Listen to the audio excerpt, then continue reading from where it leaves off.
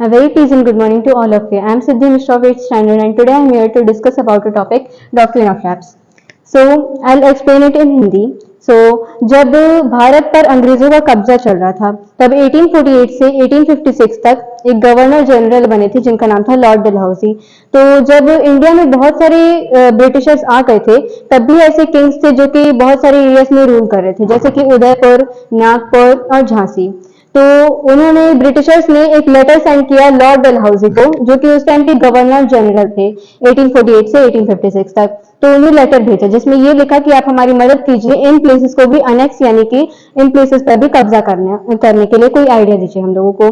तो उसके बाद से उन्होंने एक डॉक्ट्रिन ऑफ लैप्स लाया जिसके अंदर ये बताया गया था कि अगर कोई किंग है और उसका कोई बेटा नहीं हुआ है और या फिर उसने अडॉप्ट कर लिया है तो जितनी भी संपत्ति है, उनका जो पर्सनल प्रॉपर्टी है वो तो किंग के बेटे के नाम पर हो जाएगा, लेकिन जितना भी पूरा पूरा एरिया है उनका वो उनकी डेथ के बाद ब्रिटिशर्स के कंट्रोल में आ जाएगा।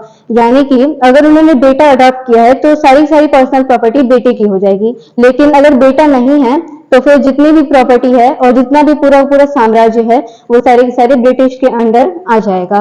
तो ऐसे ही उन्होंने झांसी के ऊपर भी कंट्रोल पा लिया था, उदयपुर, नागपुर, इन सब एरियाज पर कब्जा पा लिया था।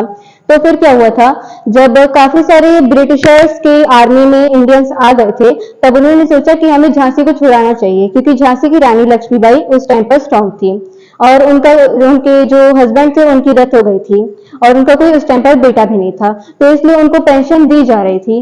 तो उन्होंने रात के समय पर एक साथ एकजुट हुआ उन लोगों का पूरा टीम, और उसके बाद से उन्होंने झांसी के किले के ऊपर हमला कर दिया। उन्होंने झांसी की रानी को छुड़ा दिया। फिर उसके बाद से झांसी की रानी ने ब्रिटिशर से लड़ाई की, लेकिन उस टाइम पर ही उनकी डेथ हो गई और वहां पर हार गई।